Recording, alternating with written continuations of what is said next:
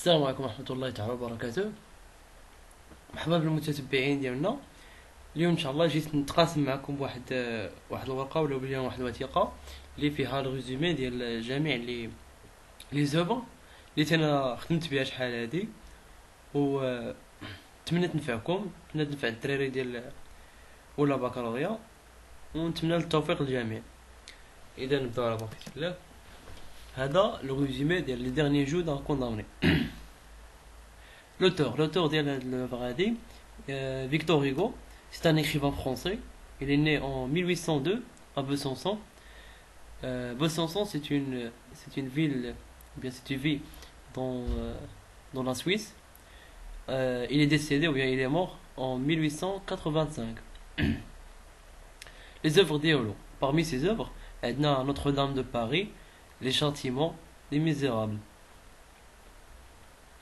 Date de parution, يعني تاريخ النشر. Il est paru en 1829.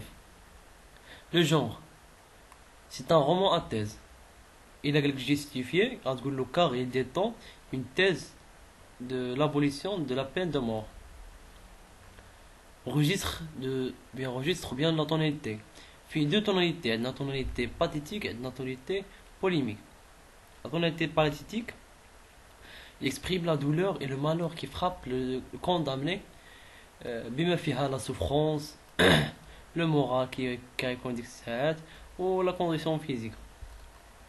عندنا البوليميك اللي هي نقدر نقول ان اشكاليه, car il essaie de convaincre et persuader ses lecteurs à abolir la peine de mort. Alors علاش عنده هاد التوناليتي؟ حيت ان داك فيكتور هيغو كان il était un parlementaire.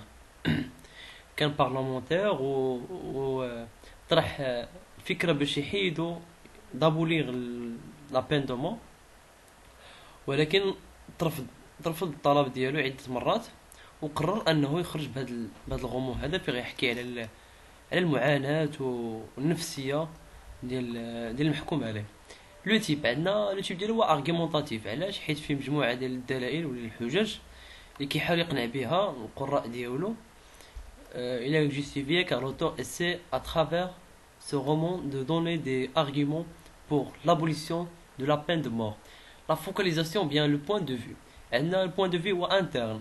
Pourquoi? Car il y a l'utilisation des pronoms personnels je. Le narrateur est lui-même le personnage principal. Alors il a مشيتو للرومان تلقاو ديما كيقرا جو علاش؟ لانه en même temps هو narrateur ديال القصه هذه، en même temps c'est un personnage منه. Les événements essentiels de l'œuvre ها هما هادو لي شابيتر، كل شابيتر و ليفينمون اسونسيال اللي وقع فيها. نقدروا نقولوا كاع هي الفكره المحوريه ديال الشابيتر. في لو شابيتر 1 عندنا لا كوندامناسيون ا مور انتر ريف اي رياليتي. كنعتذر منكم كنظن بان الجوده ديال التصوير كانت عيانه. عندنا لو شابيتر 2 داكشي دابا كنقرا، الا مشيتكم شي حاجه حاولوا تصحوا. شابيتر 2 عندنا لو جور دي بروسي، ها فاش تشد. Le chapitre 3, les hommes sont tous des condamnés à mort. Le chapitre 4, Bicêtre, la prison vue de l'intérieur. Bicêtre, يعني كان كيوصف بيساتر كي كان ديك الساعات لي بريزون. Le chapitre 5, la vie en prison. Bon rapport avec les détenus. كان عنده un bon rapport avec دوك اللي مشدودين تاهما معاه. Chapitre 6, عندنا le condamné prend la décision d'écrire. Chapitre 6, قرر فيكتور هيغو او البيرسون او المحكوم عليه بالاعدام يبدا يشرع في الكتابه. Chapitre 7, le condamné commence à penser à la mort. يعني المحكوم عليه يبدا كيفكر في الموت. Le chapitre 8, le condamné faisait le compte à rebours de jours qui lui reste à vivre. بدا كيدير العد العكسي اولا بدا كيحسب بعد عكسي شحال بقاو له ديال الايام اللي غيعيشها. Le chapitre 9, le condamné se souvient de sa mère, de sa femme et de sa fille. يعني المحكوم عليه يبدا كيتذكر بنته ومراته etc. Le chapitre 4, description du cachot. Le chapitre 11, les graffitis sur le mur, souvenirs des détenus précédentes. Le chapitre 12, pensée sur les détenus précédents. Le chapitre 13, le spectacle de ferme des forces. يعني كما كتشوفوا راه كاين واحد التسلسل، يعني دغيا تقدر تذكرهم. Le chapitre 14, le départ des forçats pour le béni, pour le barnier, travaux forcés. Le chapitre 15, le condamné n'espère plus de grâce. Chapitre 16, la chanson de la jeune femme. La chanson de la jeune femme. Chapitre 17, la pensée de l'évasion. Chapitre 18, la visite du Guichelier. كنعتذر خاصة deux chapitres. Le chapitre 21, la visite des prêtres et de l'huissier. Chapitre 12, le voyage de prison vers la conciergerie. Chapitre 23, la rencontre avec un autre condamné. Le chapitre 24, les pensées envers les forçats. Chapitre 25, l'installation dans une nouvelle cellule. Chapitre 26, le condamné pense à sa fille. Chapitre 27, le condamné pense à la guinofine. Chapitre 28, le condamné se souvient de la place de grève et trouve lors de l'exécution d'un condamné. Chapitre 29, le condamné est a un peu d'espoir pour la grâce. Chapitre 30, les rapports avec le prêtre Walkahin. Le chapitre 31, la rencontre avec l'architecte du prison. Chapitre 32, le discours avec le nouveau gendarme. Chapitre 33, le souvenir d'enfance et de jeunesse. Chapitre 34, le condamné pense à la mort. Le chapitre 35, le condamné pense à la vie des autres à leur jour. Chapitre 36, le souvenir de Notre-Dame de Paris et de son clocher. Chapitre 37, la description de l'hôtel et de la vie. Chapitre 38, le condamné se sent d'une douleur physique. Le chapitre 39, la souffrance morale du condamné. Alors كنتمنى يكون في الاعجاب ديالكم رغم ان الجوده كانت ضعيفه بزاف ولكن كنتمنى ينفعكم. هذه بالنسبه اونتيغون. هما هاد لي شابيتر اللي كنا لتحت ما تصوروش هما هادو نكملوا معكم. chapitre 42, le cauchemar de la mort. Chapitre 43, la visite de sa fille avant son exécution. كنظن ان هاد الشابيتر هادو واعرين. اذا سمحوا لي الا زادت شويه في داك الاول حيت باقيين بزاف اخرين. لو كوشمار دو لا مور يعني هو الكابوس ديال الموت اللي كان كيخاف منه انا داك. لو شابيتر 43 لا فيزيت دو سا في افون سون اكزيكسيون، الزياره ديال الابنه ديالو قبل ما يتعدم. شابيتر 44 لو كوندامني سو بريبار ا لا مور. شابيتر 44 كيوجد الاعدام. chapitre 45 les réflexions sur la fuite des spectateurs heureux يعني داك الانعكاس اللي غيطرا ديك الساعات. chapitre 46 une dernière pensée pour la fille اخر يعني اخر فكر او لا تفكر لبنته. chapitre 47 le rôle d'éditeur à propos de la fin de l'histoire. الدور ديال ليديتور في النهايه ديال القصه. chapitre 48 le condamné est emmené vers la guillotine devant la foule de ses spectateurs. يعني تما فاش غيديو الساحه وغيعدموه. le chapitre 49 le dernier espoir du condamné supplie les exécuteurs. alors كنتمنى ان يكون هادشي واضح وتقراو مره وجوج وثلاثه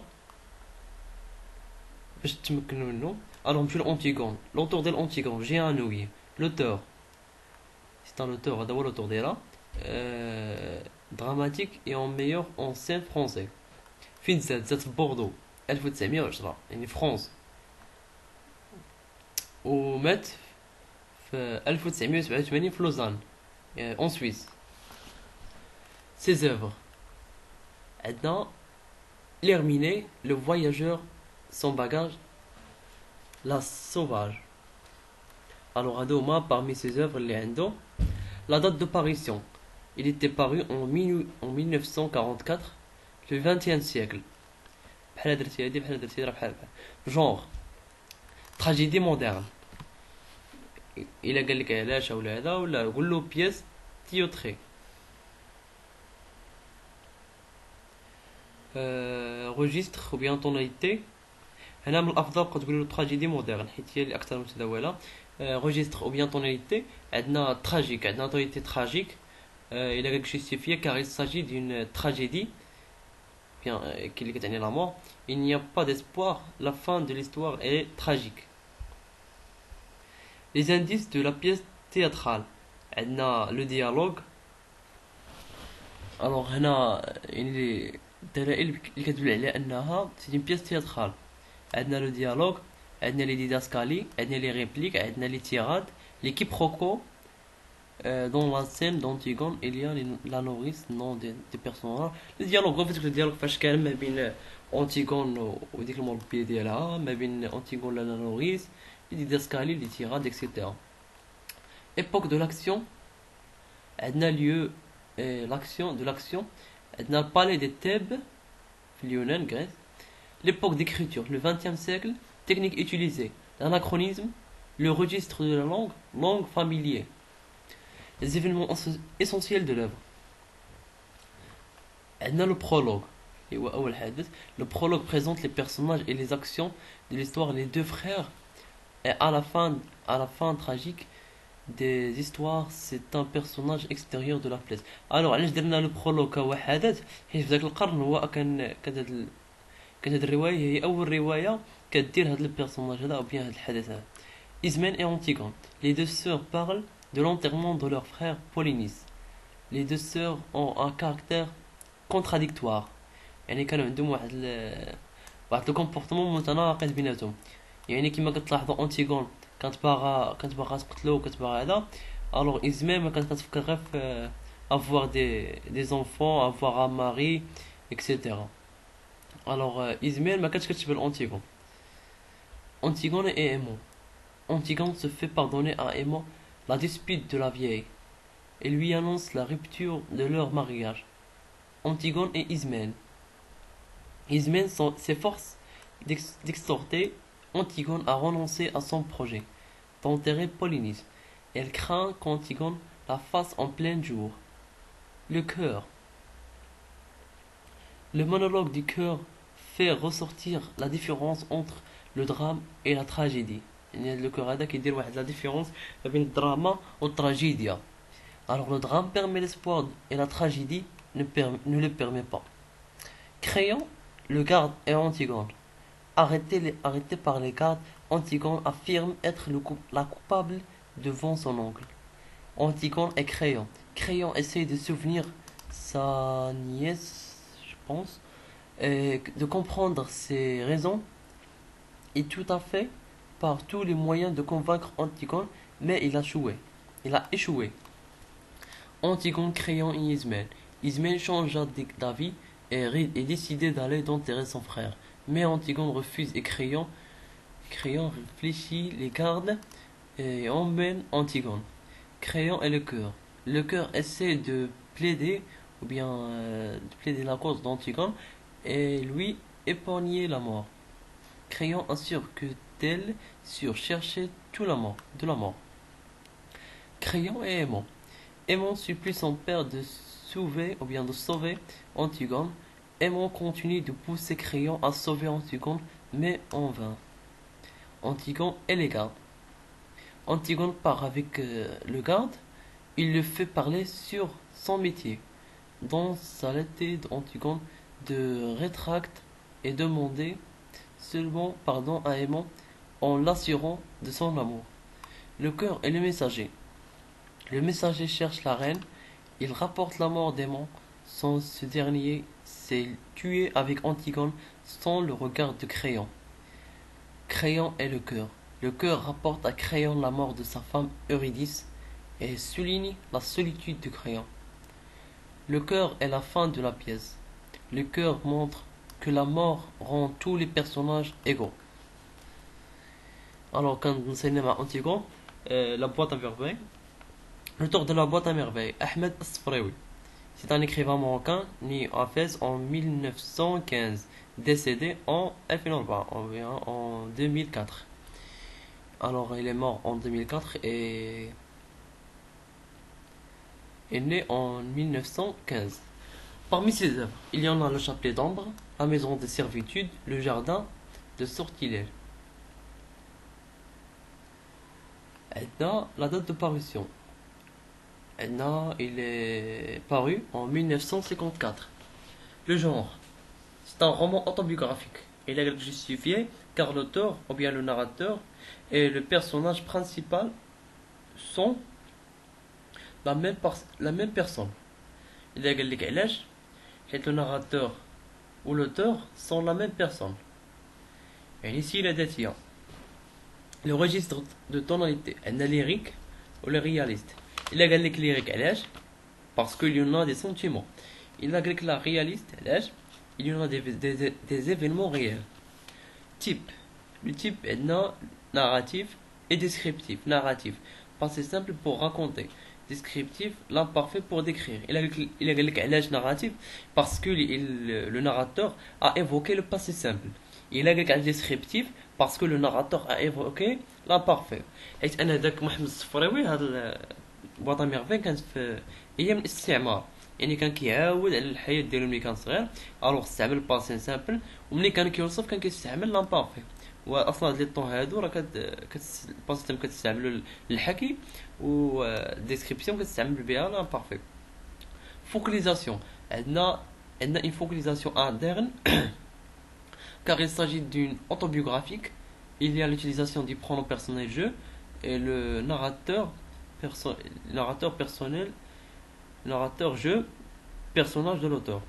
Donc كما شفنا في dernier jour de condamné interne علاش حيت استعمال le premier person du singulier اللي هو le premier pronom du singulier اللي هو je en même temps يعني الحاكي ou bien le narrateur un membre de l'histoire.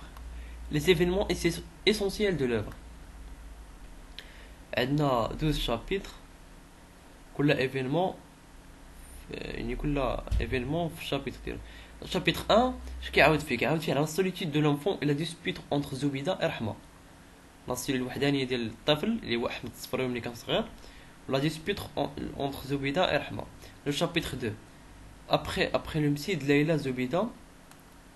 Leila Zobida reçoit la visite de Leila Aïcha qui fut les accompagner à Sidi Bourrel.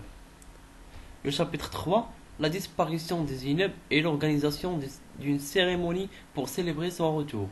Le chapitre 4 la visite de Leila Aïcha et la dispute entre Moulay el-Arbi et son associé Adel Khadr.